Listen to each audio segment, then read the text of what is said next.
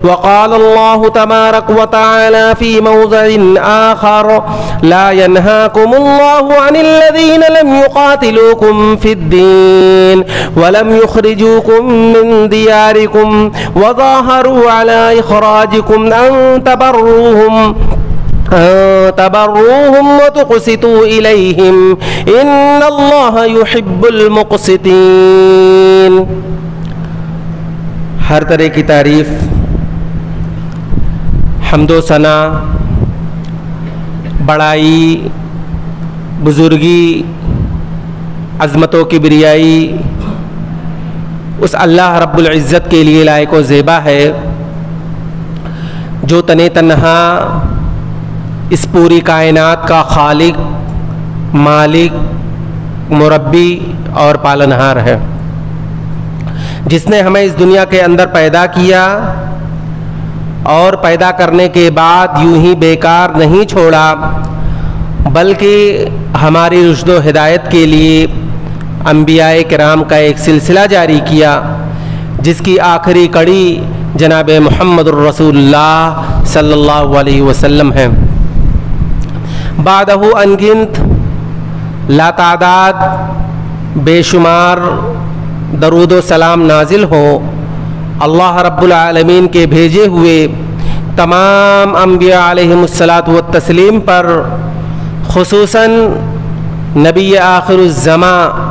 احمد مجتبی محمد الرسول اللہ صلی اللہ علیہ وسلم پر،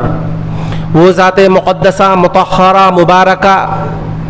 جنہیں اللہ رب العزت نے اس کائنات کے لیے رحمت بنا کر بھیجا اور جنہوں نے اس دنیا کے اندر رہ کر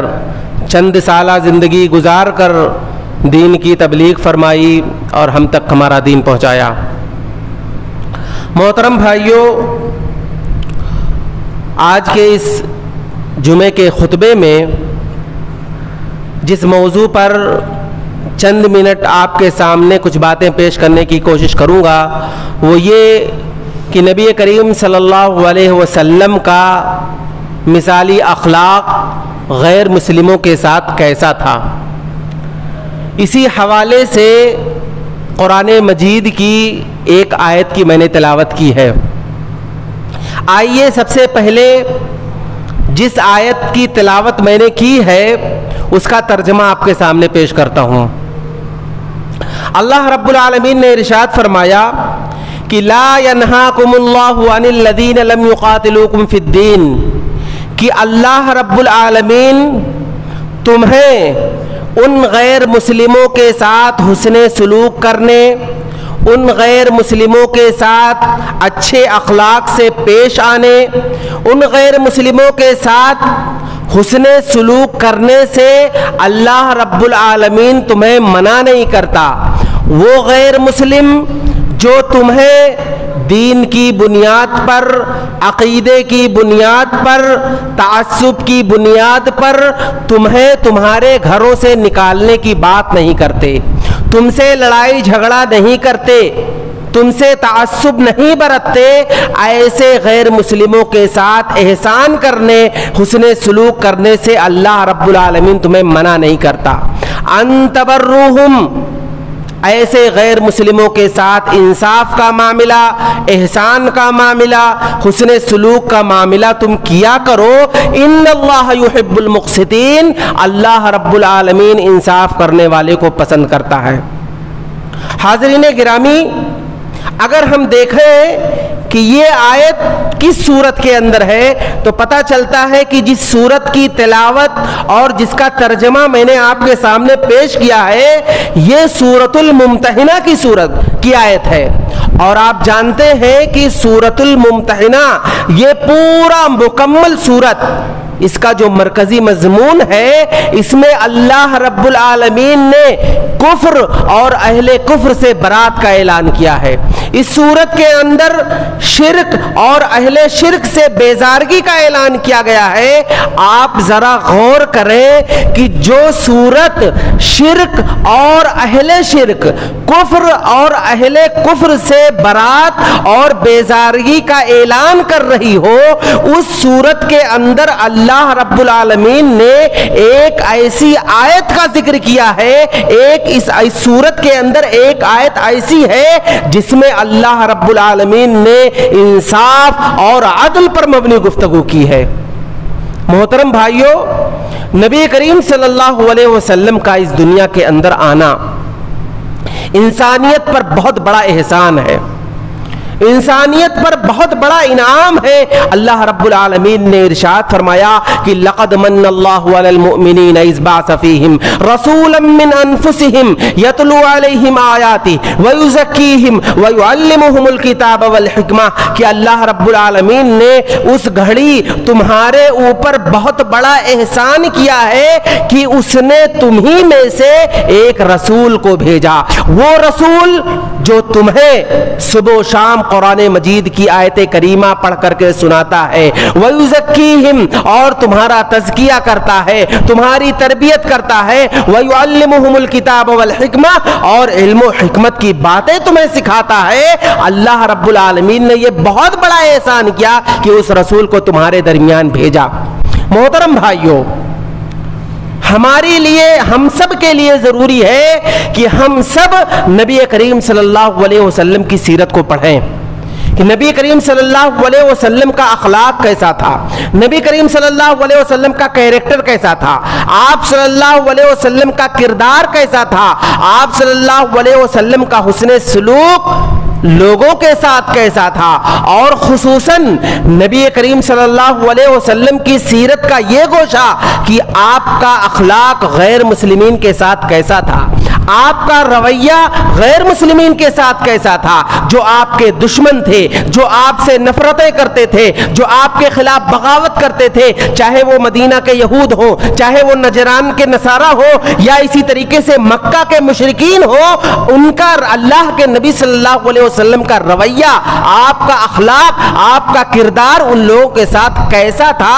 ہمارے لیے ازحد ضروری ہے کہ ہم نبی کریم صلی اللہ علیہ وسلم کے سیرت کے اس گوشے کو بار بار پڑھنا ہمارے لیے ضروری ہے۔ کیوں؟ کیونکہ ہندوستان جیسے ممالک میں جہاں پر مسلمان اقلیت کی حیثیت سے غیر مسلم اکثریت کے درمیان رہتے ہیں، ایسے ماحول میں ہمیں نبی کریم صلی اللہ علیہ وسلم کے اس گوشے کو جو آپ نے غیر مسلموں کے ساتھ مل کر کے آپ نے کیسا رویہ اپنایا، کیسا آپ صلی اللہ علیہ وسلم ان کے ساتھ رہ کر کے زندگی کیسے گزاری، ہمارے لیے ازحد ضروری ہے کہ ہم اس سیرت کو پڑھیں تاکہ ملک و ملت میں اور ہمارے ملک میں رہ کر کے ہم اسی طریقے سے اپنے ملک کو، اور جس ہم محلے میں رہتے اپنے محلے کو، اور اپنے شہر کو، اپنے صوبے کو امن والا شہر، امن والا صوبہ، امن والا محلہ اور امن والا ملک بنا سکے۔ محترم بھائیوں، اگر ہم نبی کریم صلی اللہ علیہ وسلم کی سیرت کو پڑھیں، اور نبی کریم صلی اللہ علیہ وسلم کی سیرت کو پڑھنے کے بعد نبی کریم صلی اللہ علیہ وسلم کے نبی بنائے جانے کے بعد جو باتیں ہمیں معلوم ہوتی ہیں، واقعات کی روشنی میں میں ابھی آپ کے سامنے بیان کروں گا۔ اللہ کے نبی صلی اللہ علیہ وسلم نبی بنائے جانے کے بعد سب سے پہلے آپ نے غیر مسلموں سے اپنے تعلقات کو آپ نے مضبوط کیا۔ اللہ کے نبی صلی اللہ علیہ وسلم غیر مسلموں کے ہاں مہمان بنتے، اللہ کے نبی صلی اللہ علیہ وسلم غیر مسلموں کو اپنے گھر پر بلاتے تھے، یہاں تک کہ روایت کے اندر آتا ہے کہ اللہ کے نبی صلی اللہ علیہ وسلم نے غیر مسلموں کے ساتھ مل کر کے آپ نے تجارت بھی کیا، آپ صلی اللہ علیہ وسلم نے غیر مسلموں کے ساتھ مل کر کے آپ نے کاروبار بھی کیا۔ اللہ کے نبی صلی اللہ علیہ وسلم خود غیر مسلموں کے گھروں پر مہمان بنتے اور ان کو خود اپنے گھر پر بلاتے۔ بخاری کی روایت ہے کہ اللہ کے نبی صلی اللہ علیہ وسلم کو ایک یہودی نے اپنے گھر پر کھانے کے لیے بلایا، اس یہودی نے نبی کریم صلی اللہ علیہ وسلم کی دعوت لی، اللہ کے نبی صلی اللہ علیہ وسلم اس یہودی کی دعوت پر لبیک کہتے ہوئے آپ اس کے گھر تشریف لے گئے۔ اس یہودی نے جو نبی کریم صلی اللہ علیہ وسلم کے سامنے کھانا پیش کیا تھا، اب اس کی شرارت کہیے یا اس کی غربت و ناداری کہیے کہ جو سالن اس نے نبی کریم صلی اللہ علیہ وسلم کے سامنے پیش کیا تھا وہ سالن خراب ہو چکا تھا، وہ کھانا خراب ہو چکا تھا، لیکن نبی کریم صلی اللہ علیہ وسلم کے اخلاق کو دیکھیے کہ اللہ کے نبی صلی اللہ علیہ وسلم نے اس کھانے کو، اس سالن کو اسی روٹی سے کھایا جو خراب ہو چکا تھا، لیکن اللہ کے نبی صلی اللہ علیہ وسلم باہر نکل کر گئے، نہ اپنے گھر میں یا اسی طریقے سے نہ لوگوں کے سامنے، نہ بذات خود اس شخص کے سامنے اللہ کے نبی صلی اللہ علیہ وسلم نے اس کھانے میں عیب نہیں نکالا۔ اور آپ دیکھیں غیر مسلموں میں اگر کوئی شخص بیمار ہو جاتا تھا تو اللہ کے نبی صلی اللہ علیہ وسلم اس شخص کی عیادت کے لیے اس کے گھر تشریف لے جایا کرتے تھے۔ صحیح بخاری کی روایت ہے کہ اللہ کے نبی صلی اللہ علیہ وسلم ایک مرتبہ ایک یہودی بچہ، ایک یہودی نوجوان بیمار ہو گیا۔ اللہ کے نبی صلی اللہ علیہ وسلم اس یہودی نوجوان کی عیادت کے لیے اس کے گھر پر تشریف لے گئے۔ اللہ کے نبی صلی اللہ علیہ وسلم نے جب یہ دیکھا کہ اس نوجوان کی حالت بالکل نازک ہو چکی ہے، ایسا لگتا ہے کہ اب اس دنیا سے یہ رخصت ہونے والا ہے، اللہ کے نبی صلی اللہ علیہ وسلم نے اس کی حالت کو دیکھتے ہوئے آپ اس کے سر کے پاس کھڑے ہو کر کے اس یہودی نوجوان کو کلمے کی تلقین کر رہے ہیں، کہہ رہے ہیں کہ تم کلمہ پڑھ لو۔ اب وہ یہودی نوجوان دیکھ رہا ہے کہ ایک طرف اس کا باپ کھڑا ہوا ہے جو یہودی ہے، اور دوسری طرف اللہ کے نبی صلی اللہ علیہ وسلم کھڑے ہیں۔ آپ صلی اللہ علیہ وسلم اس یہودی نوجوان کو کلمہ پڑھنے کی تلقین کر رہے ہیں، اور وہ یہودی نوجوان ایک طرف اپنے باپ کے چہرے کو دیکھ رہا ہے تو دوسری طرف اللہ کے نبی صلی اللہ علیہ وسلم کے چہرے کو بار بار دیکھ رہا ہے۔ اس یہودی نوجوان کے باپ نے اس کے اشارے کو سمجھ گیا۔ جب اس یہودی نے اپنے بیٹے کے اشارے کو سمجھا تو فوراً اس نے کہا اتے ابو القاسم کہ تم محمد صلی اللہ علیہ وسلم کی بات کو مان لو اور کلمہ پڑھ لو۔ روایت کے اندر آتا ہے کہ جیسے ہی اپنے باپ کی جانب سے اسے اشارہ ملا، فوراً وہ یہودی بچہ فوراً اس نے کلمہ پڑھ لیا، اور جیسے ہی اس نے کلمہ پڑھا اس کی روح قبض ہو گئی۔ اللہ کے نبی صلی اللہ علیہ وسلم فوراً وہاں سے نکلے اور آپ نے کہا الحمدللہ الذی انقذہ بی من النار، کہ تمام تعریف اس اللہ رب العالمین کے لیے ہے کہ جس نے اس یہودی نوجوان کو جہنم کی آگ سے بچا لیا۔ اور آپ جانتے ہیں کہ نبی کریم صلی اللہ علیہ وسلم نے جس یہودی نوجوان کی عیادت کرنے کے لیے اس کے گھر پہ گئے ہوئے تھے اور آپ اسے کلمہ پڑھنے کی جو تلقین کر رہے ہیں، یہ یہودی نوجوان کون تھا؟ آپ کو تعجب ہوگا کہ وہ یہودی نوجوان جو بیمار تھا وہ اللہ کے نبی صلی اللہ علیہ وسلم کا خادم تھا۔ اللہ کے نبی صلی اللہ علیہ وسلم نے اس یہودی نوجوان کو اپنی خدمت کے لیے رکھا تھا۔ اب آپ ذرا غور کریں، آپ ہمیں بتائیں کہ کیا نبی کریم صلی اللہ علیہ وسلم کی خدمت گزاروں میں کیا صحابہ کم نہیں تھے؟ مدینہ کے صحابہ، مکہ کے صحابہ جو اس دور میں اسلام قبول کیے تھے اتنے کثیر تعداد میں تھے، کیا وہ نبی کریم صلی اللہ علیہ وسلم کی خدمت کے لیے کافی نہیں تھے؟ آخر کیا وجہ تھی؟ یہ بات ہمیں بار بار سوچنے کی ضرورت ہے، ہمیں اس پر بار بار غور کرنے کی ضرورت ہے کہ آخر کیا وجہ تھی کہ اتنے سارے صحابہ کی موجودگی میں اللہ کے نبی صلی اللہ علیہ وسلم نے اپنی خدمت کے لیے جس نوجوان کا انتخاب کیا وہ ایک غیر مسلم تھا اور ایک یہودی تھا۔ تاریخ نگاروں نے، سیرت نگاروں نے جب نبی کریم صلی اللہ علیہ وسلم کی جنہوں نے خادمین کی فہرست تیار کی ہے، خادمین کی لسٹ تیار کی ہے، آپ وہاں پر پڑھیں گے کہ اس یہودی نوجوان کا بھی نام اس فہرست کے اندر آپ کو ملے گا۔ یہ ایک حکمت تھی کہ اللہ کے نبی صلی اللہ علیہ وسلم نے اپنے خادمین کے اندر، آپ صلی اللہ علیہ وسلم کے جو خادم اور غلام ہوا کرتے تھے، اللہ کے نبی صلی اللہ علیہ وسلم نے خدمت کرنے کے لیے آپ نے ایک یہودی کو چنا۔ وجہ کیا ہو سکتی ہے؟ نبی کریم صلی اللہ علیہ وسلم نے جو تعلقات کو مضبوط کیے، آپ نے غیر مسلموں سے جو تعلق بنایا، کیا تعلقات برائے تعلقات؟ نہیں، تعلقات برائے دعوت، تعلقات برائے تبلیغ۔ اگر آپ اپنے مدعو قوم سے، آپ کے ہاں جو بگڑے ہوئے لوگ ہیں، اگر آپ ان سے تعلقات کو مضبوط نہیں کریں گے، آپ اپنا اخلاق ان کے سامنے نہیں پیش کریں گے، وہ کبھی آپ کی بات نہیں سنے گا۔ جو بگڑے ہوئے لوگ ہیں، جو آپ کے محلے میں رہتے ہیں، آپ کے معاشرے میں رہتے ہیں، اگر وہ صبح و شام آپ کے اخلاق کو دیکھے گا، آپ کے رویوں کو دیکھے گا، آپ کا پڑوسی ہے، آپ کے محلے میں رہنے والا ہے، آپ کے معاشرے میں رہنے والا ہے، صبح و شام آپ کے کردار کو دیکھے گا، آپ کے کیریکٹر کو دیکھے گا، آپ کے اخلاق کو دیکھے گا، تو آپ کا اگر اخلاق بگڑا ہوا ہے تو وہ کبھی آپ کی بات نہیں سنے گا۔ اگر آپ اسے توحید کی دعوت دینا چاہو گے، آپ اسے اسلام کی باتیں بتلانا چاہو گے، آپ قرآن مجید کی تعلیمات کو اس کے سامنے پیش کرنا چاہو گے، وہ کبھی آپ کی بات نہیں سنے گا۔ کیوں؟ کیونکہ آپ کا اخلاق خراب ہے، آپ کا کردار خراب ہے۔ اسی لیے نبی کریم صلی اللہ علیہ وسلم کا جو اعلیٰ اخلاق تھا، جو اللہ نے قرآن مجید کے اندر گواہی دی، اسی اخلاق کو آپ نے غیر مسلموں کے سامنے پیش کیا۔ اور آپ سیرت کی کتابیں پڑھیں گے تو بسا اوقات ایسے واقعات آپ کو سننے ملیں، حدیثوں کی کتابوں میں آپ کو ایسے بے شمار واقعات ملیں گے کہ اللہ کے نبی صلی اللہ علیہ وسلم کو تبلیغ کرنے کی ضرورت نہیں پڑی، آپ کو دعوت پیش کرنے کی ضرورت نہیں پڑی، قرآنی تعلیمات کو، اسلام کے پیغام کو غیر مسلموں کے سامنے آپ کو پیش کرنے کی ضرورت نہیں پڑی۔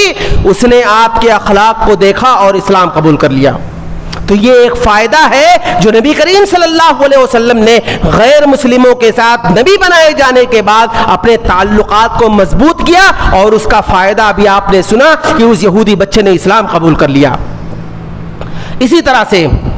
اللہ رب العالمین نے نبی کریم صلی اللہ علیہ وسلم کو جو اخلاقی تعلیمات دی تھی، شریعت کے اندر اللہ کے نبی صلی اللہ علیہ وسلم کی جو اخلاقی تعلیمات تھی، ان میں سے ایک یہ بھی تھا کہ نبی کریم صلی اللہ علیہ وسلم نے جس طرح سے مسلمانوں کے عزت و آبرو کو حرام قرار دیا، جس طریقے سے آپ نے مسلمانوں کے جان اور مال کو حرام قرار دیا، اور اسی طریقے سے جس طرح سے اللہ رب العالمین نے مسلمانوں کے عزت و آبرو کو حرام قرار دیا، بالکل اسی طریقے سے آپ نے غیر مسلموں کے جان کو، غیر مسلموں کے مال کو، غیر مسلموں کے عزت و آبرو کو اللہ رب العالمین نے، خود اللہ کے نبی صلی اللہ علیہ وسلم نے عزت کی نگاہ سے دیکھنے کا حکم دیا کہ جس طرح سے مسلمانوں کے مال کی حفاظت کی جائے گی اور ان کے عزت و آبرو کا احترام کیا جائے گا، بالکل اسی طریقے سے اللہ کے نبی صلی اللہ علیہ وسلم نے غیر مسلموں کے بھی عزت و آبرو کو اور اسی طریقے سے ان کے جان اور مال کے حفاظت کا حکم دیا ہے۔ آپ دیکھیں اللہ کے نبی صلی اللہ علیہ وسلم، ایک مرتبہ ایک یہودی کا جنازہ گزرا، اللہ کے نبی صلی اللہ علیہ وسلم چند صحابہ کے درمیان بیٹھے ہوئے تھے، ایک یہودی کا جنازہ گزرا، اللہ کے نبی صلی اللہ علیہ وسلم احترام میں کھڑے ہو گئے۔ کسی نے کہا اللہ کے نبی صلی اللہ علیہ وسلم انہا جنازۃ یہودی یا رسول اللہ، کہ اللہ کے نبی صلی اللہ علیہ وسلم یہ جو جنازہ ابھی گزر کر کے گیا ہے یہ ایک یہودی کا جنازہ ہے، اور آپ اٹھ کر کے کھڑے ہو گئے۔ اللہ کے نبی صلی اللہ علیہ وسلم نے کہا الیست نفسا، کیا یہ جان نہیں ہے، کیا یہ نفس نہیں ہے؟ اللہ کے نبی صلی اللہ علیہ وسلم نے گویا کی تمام لوگوں کو اس بات کا پیغام دیا کہ جس طریقے سے مسلمانوں کے عزت و آبرو اور مسلمانوں کے جان کو شریعت نے احترام کی نگاہ سے دیکھا ہے، بالکل ایسے ہی شریعت نے غیر مسلموں کے بھی جان کو اور ان کے مال کو اور ان کے عزت کو بھی احترام کی نگاہ سے دیکھا ہے۔ یہ روایت منسوخ ہو چکی ہے، اب اس پر عمل نہیں کیا جائے گا۔ اللہ کے نبی صلی اللہ علیہ وسلم پہلے جب کسی جنازے کو دیکھتے تھے کھڑے ہو جایا کرتے تھے احترام میں، بعد میں منع کر دیا گیا تو اللہ کے نبی صلی اللہ علیہ وسلم نے چھوڑ دیا۔ گویا کہ یہ روایت جو میں نے بخاری کی آپ کے سامنے پڑھی ہے، یہ روایت منسوخ ہے۔ اسی طریقے سے اللہ کے نبی صلی اللہ علیہ وسلم نے یہ بھی بیان فرمایا، اللہ کے نبی صلی اللہ علیہ وسلم نے ہم تمام لوگوں کو بھی اس بات کی تعلیم دی ہے، کہا من قتل معاہدا لم یرح رائحۃ الجنہ، کہ جس نے کسی معاہد کو قتل کیا وہ جنت میں جانا تو دور کی بات، وہ جنت کی خوشبو بھی نہیں پائے گا۔ وَإِنَّ رِيحَهَا لَيُوجَدُ مِن مَّسِيرَةِ 40 عَامًا، جبکہ جنت کی خوشبو 40 سال پہلے ہی اس کی خوشبو تمہیں آنے لگے گی، 40 سال کی مسافت سے پہلے ہی وہ خوشبو تمہیں آنے لگے گی، تم جنت میں نہیں داخل ہو سکو گے۔ ایک مسلمان کو اللہ کے نبی صلی اللہ علیہ وسلم نے یہ تعلیم دی ہے۔ معاہد کسے کہتے ہیں؟ اللہ کے نبی صلی اللہ علیہ وسلم نے کہا من قتل معاہدا، جس نے کسی معاہد کو قتل کیا۔ معاہد کہتے ہیں وہ غیر مسلم جو اسلامی ملک میں رہتا ہو، وہ غیر مسلم جو ویزا لے کر کے اسلامی ملک میں گھومنے کے لیے یا کاروبار تجارت کرنے کے لیے گیا ہو، اللہ کے نبی صلی اللہ علیہ وسلم نے کہا کہ اس معاہد کو، اس غیر مسلم کو جو کسی اسلامی ملک میں رہتا ہو یا اسلامی ملک میں ویزا لے کر کے وہ گھومنے کے لیے گیا ہو، اگر اس ملک کے اندر کوئی مسلمان اگر اس غیر مسلم کو قتل کر دیتا ہے، اللہ کے نبی صلی اللہ علیہ وسلم نے کہا اس قتل کرنے والے مسلمان کا جنت میں جانا تو دور کی بات، وہ جنت کی خوشبو بھی نہیں پائے گا۔ یہ نبی کریم صلی اللہ علیہ وسلم نے غیر مسلموں کو یہ تعلیم دی ہے۔ اور آپ بہت ہی مشہور واقعہ سنے ہوں گے، بیر مونا کا واقعہ،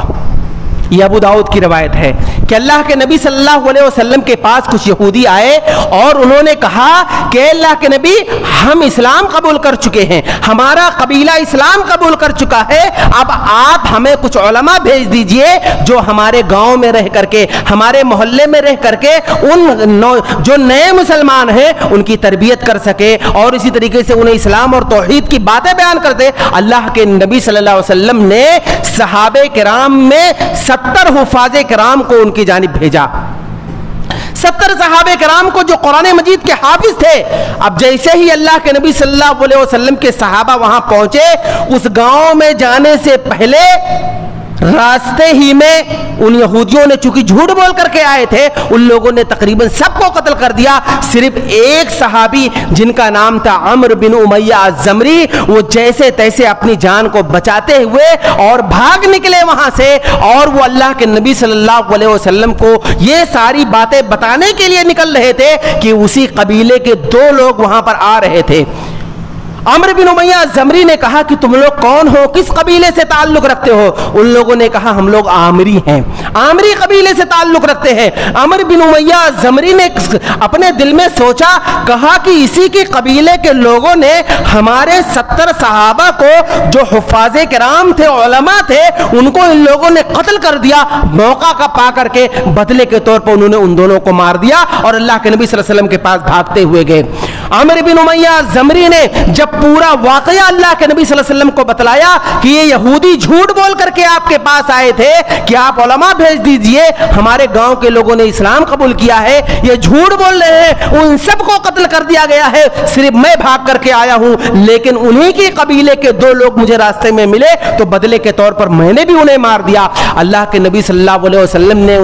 عمرو بن امیہ الزمری کو ڈانٹا، کہا کہ تم نے ان دونوں کو کیوں مارا؟ میں نے تو انہیں امان دے رکھی تھی۔ اور روایت کے اندر آتا ہے کہ اللہ کے نبی صلی اللہ علیہ وسلم نے ان دونوں عامریین کو جن کو عمرو بن امیہ الزمری نے قتل کر دیا تھا، ان کی طرف سے اللہ کے نبی صلی اللہ علیہ وسلم نے خون بہا پیش کیا اور دیت دی۔ کیا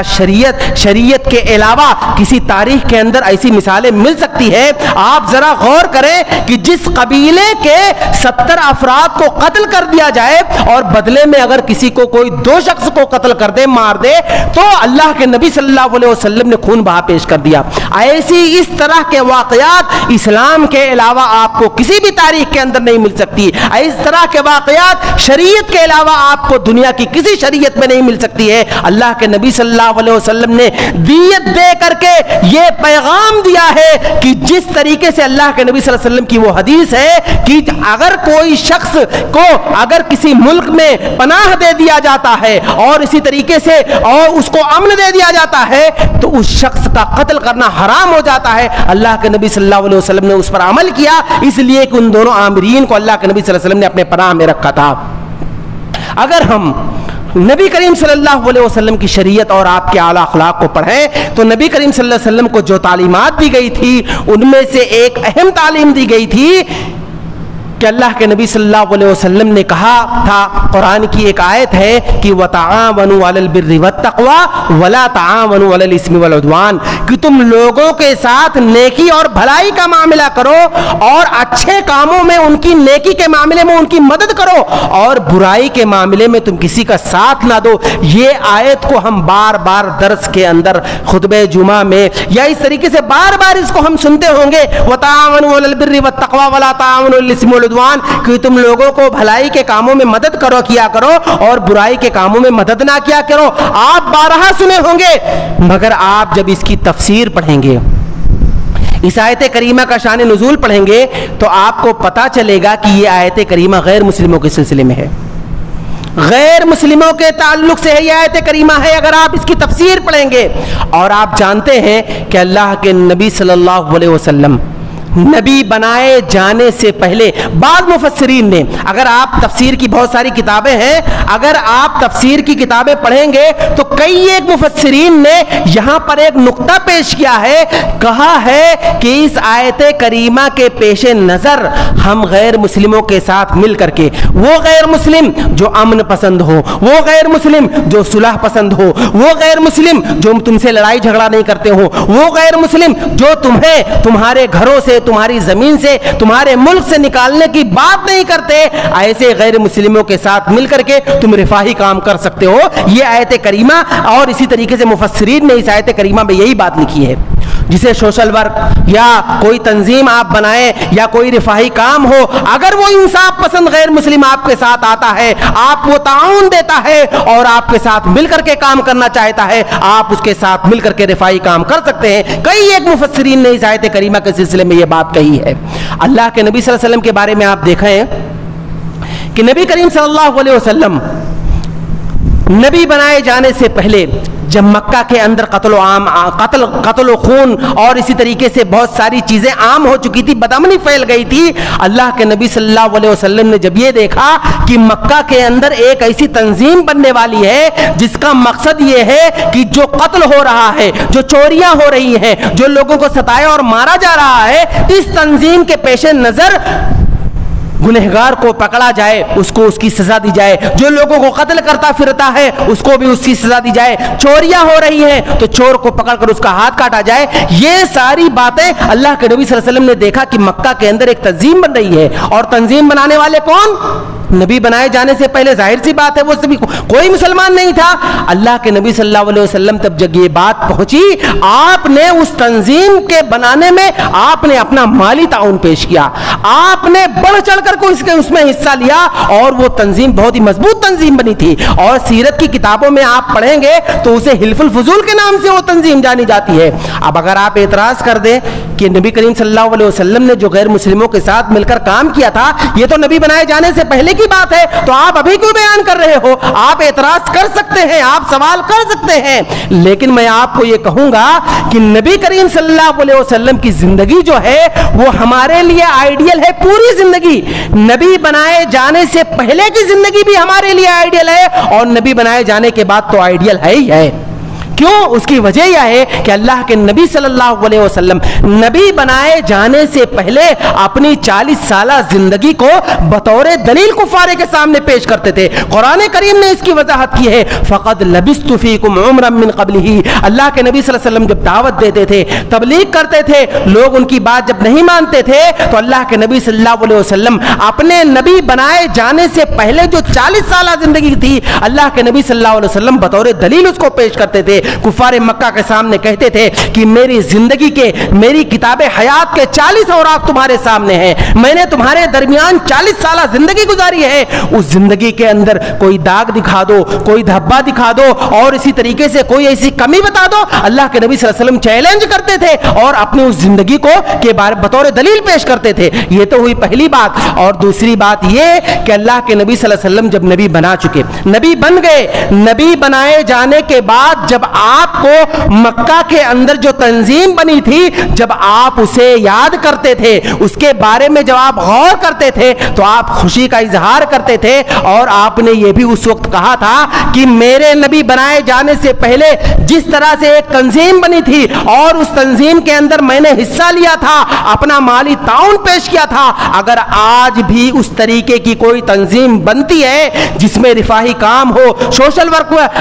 کام ہو, اس طرح کی اگر کوئی کام ہو اور غیر مسلم ہمارے ساتھ آئیں گے تو آج بھی میں ان کے ساتھ مل کر کے ایسی تنظیم بناؤں گا اور رفاہی کام کروں گا. سیرت کی کتابوں میں آپ کو مل جائے گا. تو نبی کریم صلی اللہ علیہ وسلم غیر مسلموں کے ساتھ مل کر کے رفاہی کام بھی کیا کرتے تھے. اسی طرح سے اللہ کے نبی صلی اللہ علیہ وسلم کو جو اسلامی تعلیمات اور شریعت کے اندر جو تعلیمات دی گئی تھی وہ یہ کہ اللہ کے نبی صلی اللہ علیہ وسلم نے کہا کہ کوئی غیر مسلم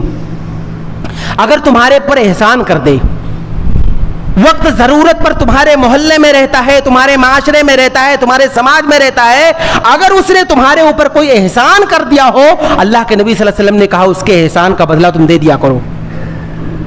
اللہ کے نبی صلی اللہ علیہ وسلم کے بارے میں آپ دیکھیں، جب آپ نبی بنائے جانے گئے، اس کے بعد اللہ کے نبی صلی اللہ علیہ وسلم نے جب دعوت کا کام شروع کیا، کفار مکہ نے دیکھا کہ نبی کریم صلی اللہ علیہ وسلم کی دعوت پھیل رہی ہے، اسلام مکہ کے اندر پھیل رہا ہے، ان لوگوں نے ان کا سماجی بائیکاٹ کر دیا۔ بہت مشہور واقعہ ہے، شیب ابی طالب کے اندر صحابہ کرام اور نبی صلی اللہ علیہ وسلم کو محصور کر دیا، قید کر دیا کہ اب ان سے نہ کوئی تجارت کرے گا، نہ ان سے کوئی لین دین کا معاملہ کرے گا، ان کو مکمل بائیکاٹ کر دیا، شیب ابی طالب کے اندر قید کر دیا۔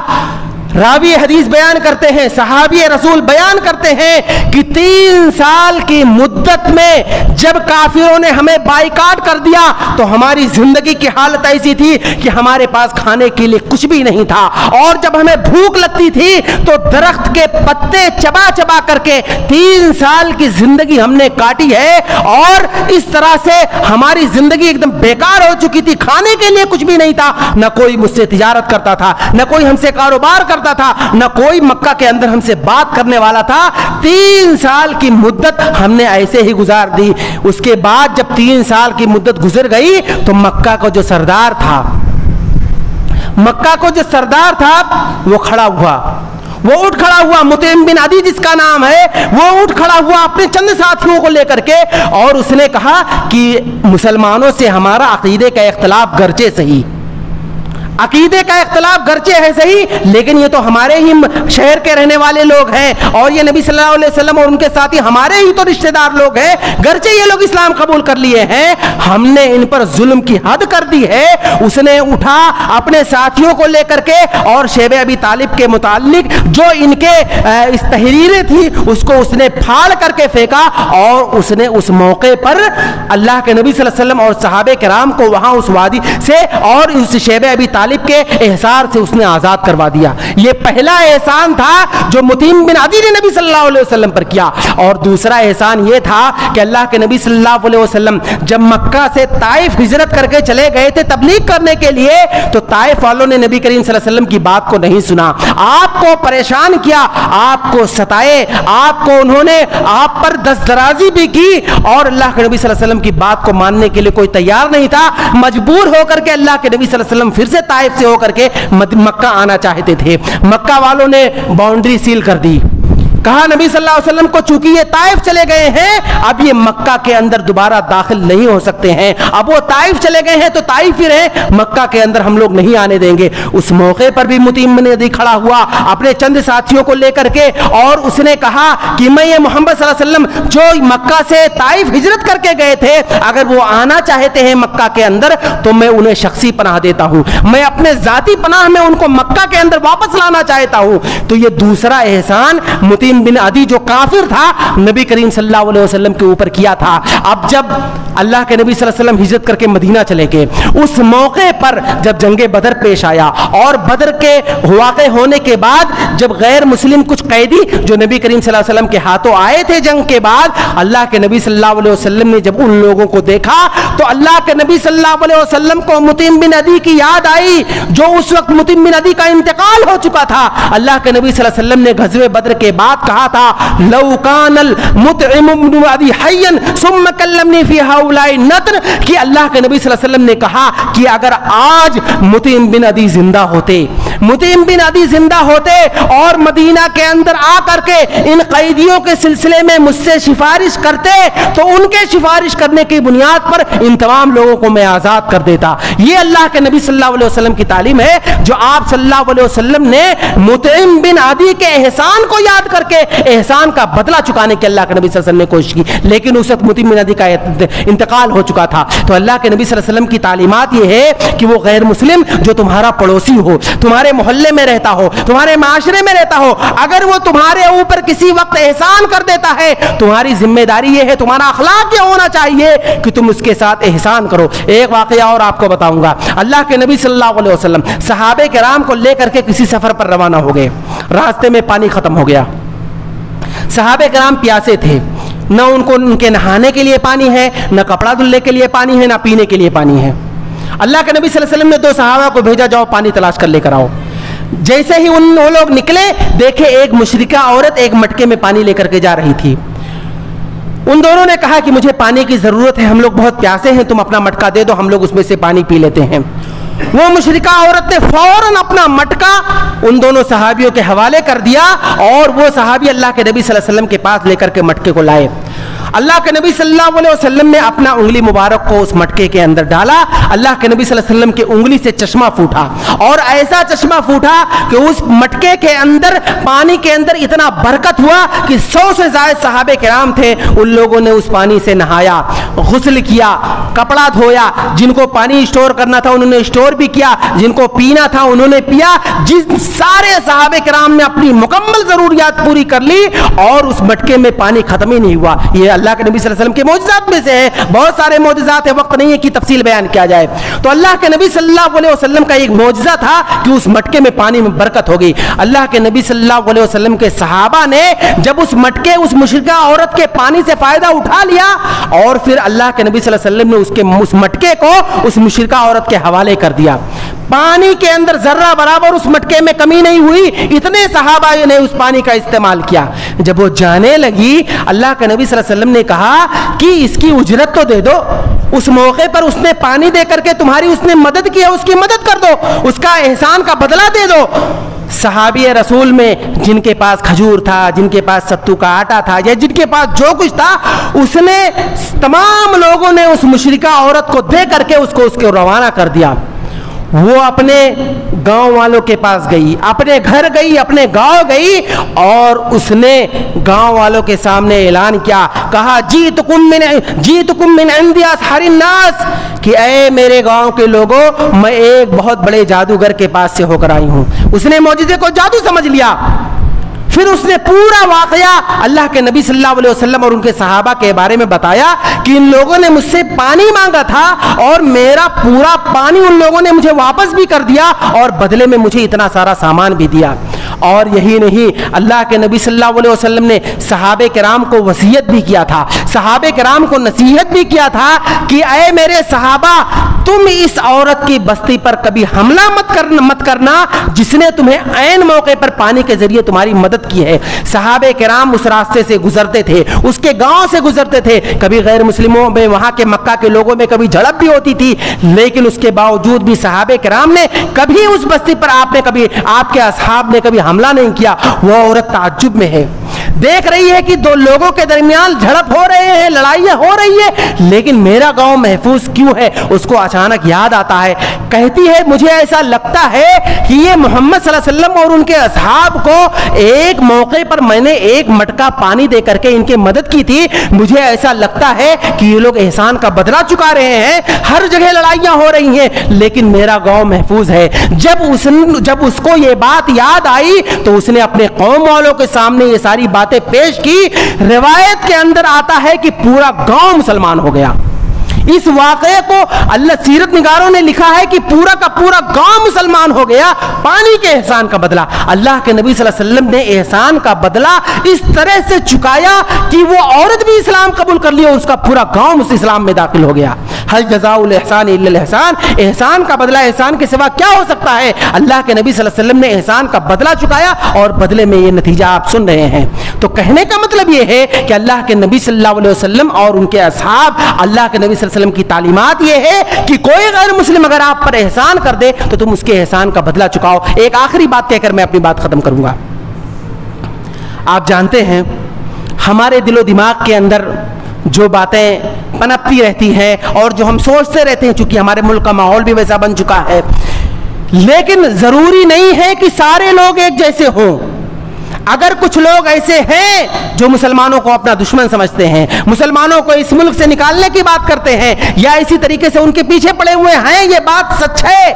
لیکن ان میں بھی کچھ ایسے لوگ ہیں جو بہت اچھے ہیں. اللہ کے نبی صلی اللہ علیہ وسلم کے دور میں بھی غیر مسلم دو طرح کے تھے. ایک تو متعصب فرقہ تھا اور دوسرے لوگ بہت اچھے تھے جو اخلاق والے تھے. اللہ کے نبی صلی اللہ علیہ وسلم وہ غیر مسلم جو انصاف پسند تھے, امن پسند تھے, صلح پسند تھے, جو مسلمانوں کے ساتھ جن کا برتاؤ اچھا تھا, اللہ کے نبی صلی اللہ علیہ وسلم انہیں قدر کی نگاہوں سے دیکھا کرتے تھے. ان غیر مسلموں کی اللہ کے نبی صلی اللہ علیہ وسلم قدر کی نگاہ سے دیکھا کرتے تھے. آپ جانتے ہیں ہجرت جیسا نازک موقع,